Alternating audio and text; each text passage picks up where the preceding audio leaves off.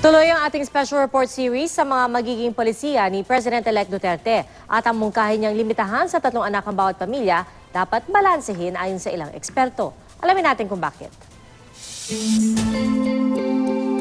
Dahil hindi kumbinsido sa kasabihang humayo at magpakarami, may payo si President-elect Roddy Duterte sa mga magulang. Limitahan hanggang 3 ang bilang ng anak. Pero nilinaw niyang hindi ito 3-child policy. Hindi sapilitan, kundi rekomendasyon lang. No, I cannot force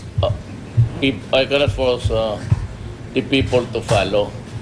We are just suggesting that you are in good hands if you just limit the number of your children. Ang bagong kasal na sina Nancy at Kin, di raw pabor dito lalo't gusto raw nila ng malaking pamilya balang araw. I think yung ganong policy hindi siya maganda kasi you're taking the free will sa amin as married couple. Sabi naman ng iba namin nakausap. Mas konting anak, mas maibibigay kung ano yung mga pangangailangan, lalo na sa pag-aaral.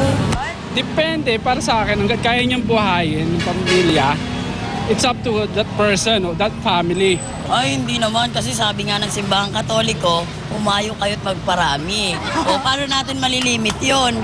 Kabilang sa mga hamong haharapin ni Duterte ang pangungumbinsi sa mga Pilipino na basagin ang nakagisnang paniniwala. We believe kasi na bawat bata at the end of the day is a blessing and will help the family. Because more than material is that we fail to see the support mechanism of a big family.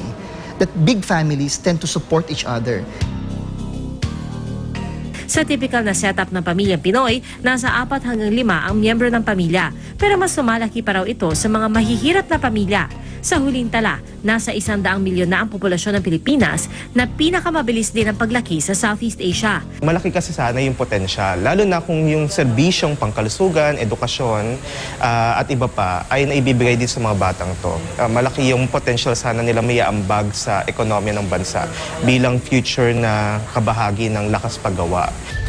Kailangan ding balansehin ang pagsupil sa paglago ng populasyon dahil baka dumating ang araw na konti na lang ang nagtatrabaho o labor force.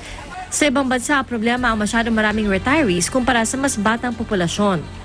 Aging naman yung kanilang populasyon at hindi rin ito maganda para sa ekonomiya ng isang bansa. Ito yung naging issue halimbawa sa ilang mga bansa katulad particular sa China kung saan nag-implementa ito ng one-child policy. Makikita lang kasi natin yung epekto neto matapos ang ilang dekada ng implementasyon. Kaya hindi dapat magpadalos-dalos.